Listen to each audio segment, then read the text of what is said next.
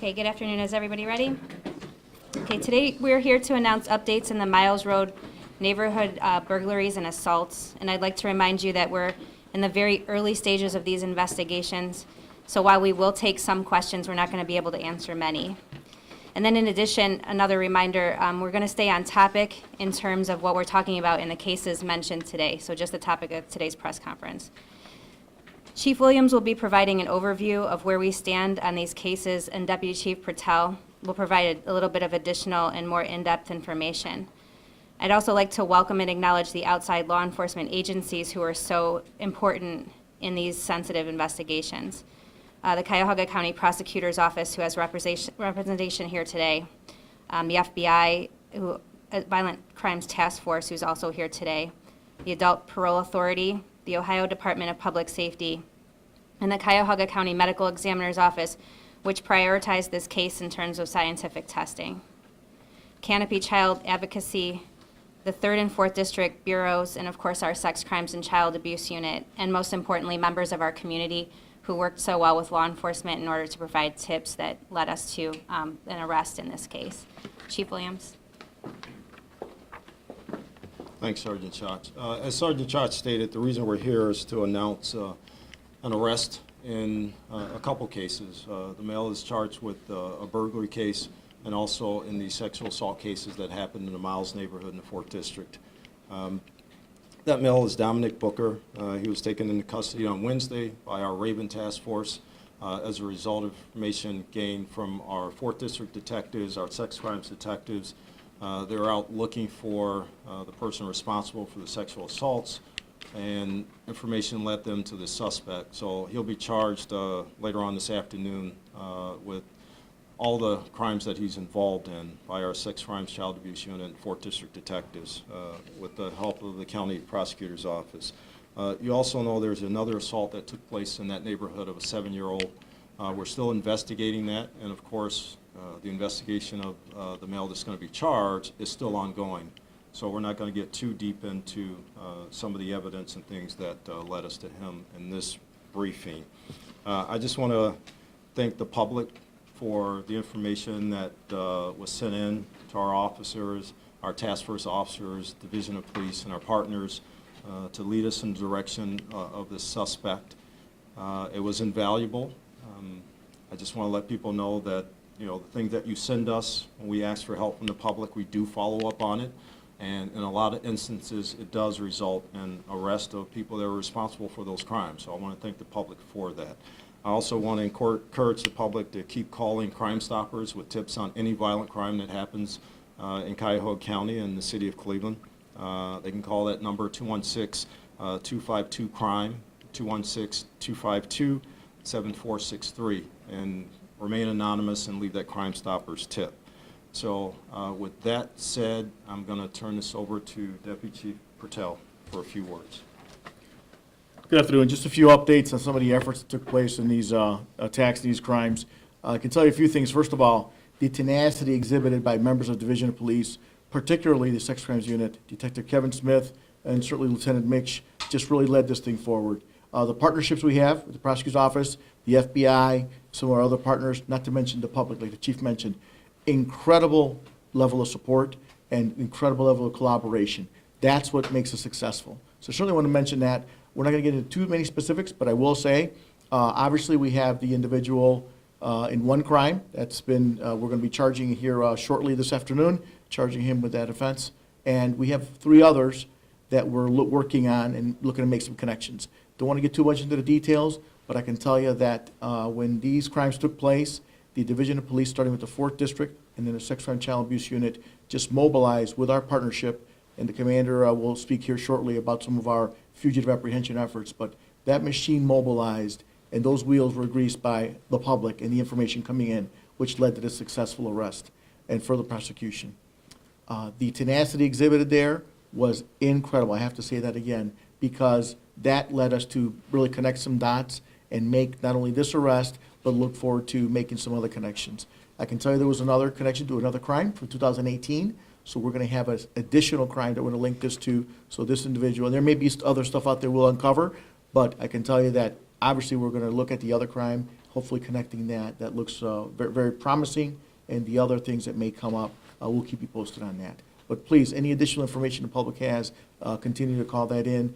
Just easy to remember, 25 crime, or if it's that pressing, 911, your local councilperson, religious leader, anyone that can get us the information, we appreciate it. Thank you.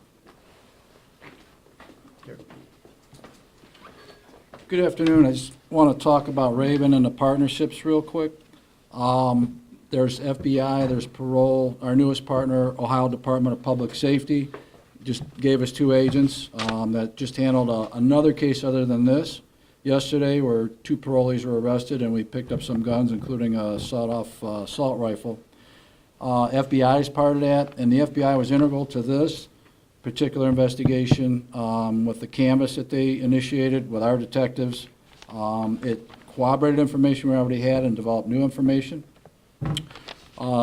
Raven is a laser-focused, multi-agency group of tactically trained officers that go out after the baddest of the bad, like this instance yesterday, and the rape arrest on the day before that. They do homicide arrests, they've done rape arrests, fugitive arrests, and they kind of augment our U.S. Marshal Squad.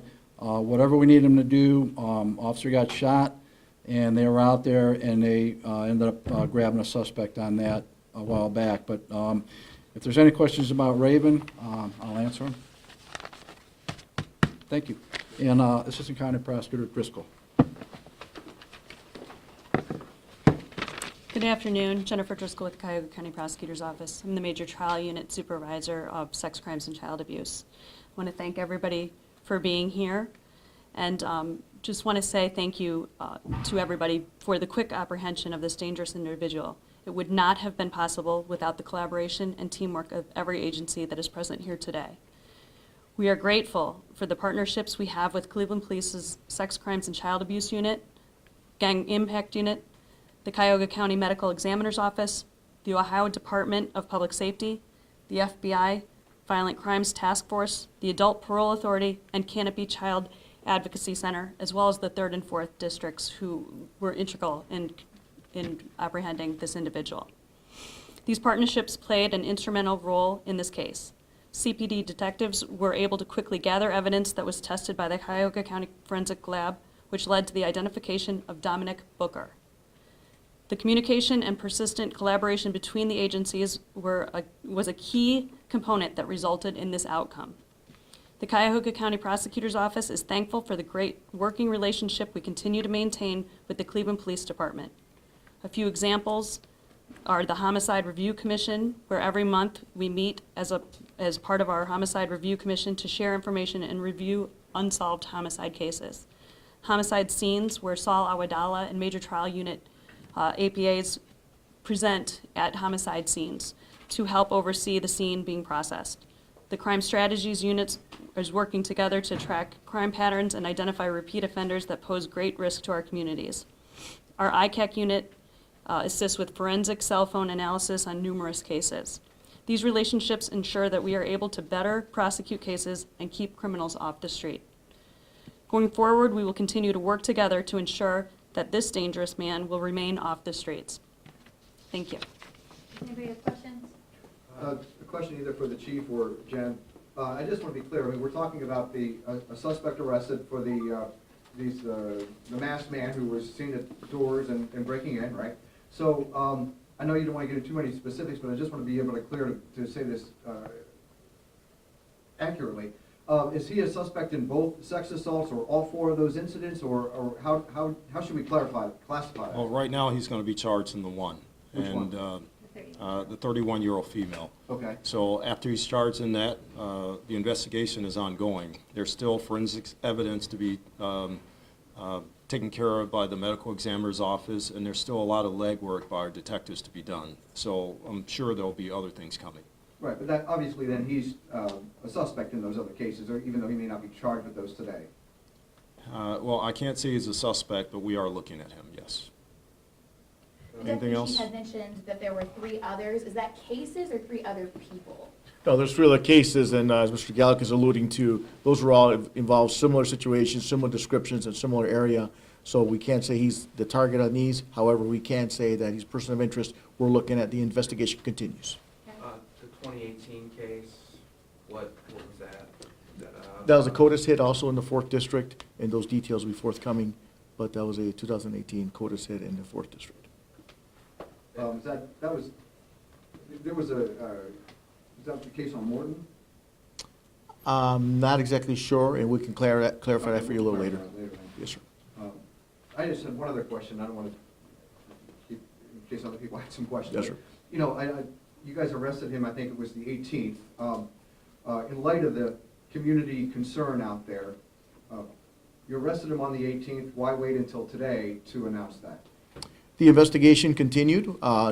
When we arrested him, we didn't stop investigating. We continued investigating. We also had other resources in place, taking other measures, so it's not like the community was unprotected. But it takes time to put the case together, get the search, we execute some search warrants, all that takes time, sir. He was also arrested on a parole violation, so until we had forensic evidence come back to charge him, we didn't want to tell people to stop looking for him in case it wasn't the suspect, so we need people to always stay vigilant. Are you actively looking then for any other suspects in regard to these series of break-ins? The investigation will continue with the other cases, obviously. We have one that we know looks very good. However, it's going to continue in the others, although we have someone in custody. And at this point, is he being charged with burglary and sex assault? He will be this afternoon, yes. Did Mr. Booker live in this area? Yes. What is a sawed-off assault rifle? It's a short version, the sawed-off's the wrong word, but it's a short version of an assault rifle. It's actually like a pistol. This one carried a .556 round, which is like a .223 round, like an AR-15 has. Very, very similar, but it's a lot shorter, easier to conceal, very dangerous. Just wanted to make sure that 2018 CODIS hit, that was on a sexual assault. Yes. And the evidence you guys, the medical examiner tested, can you say if that was DNA or if it was handprints or whatever? The DNA. And that was Lightspeed by the medical. Yes. That was incredible collaboration there and support. And just to pick up on what Adam said then, so the 2018 case was a sex assault case? Yes, yes, it Okay. was. Anything else? Jennifer, that would probably go through your guys' office and for, like they wouldn't charge him in Munich court. It would probably- That's correct. And just to clarify, there are no other suspects at this time? No, we didn't say that. You didn't say that. There's no other identified suspects, it's still all open. Okay, thanks. All right, thank you. Barry, you were talking about a weapon. Did he have that weapon? No. No, that's Completely completely unrelated. That's what I thought. I just wanted Yeah. to make sure I was straight. Yeah, the radon stuff is totally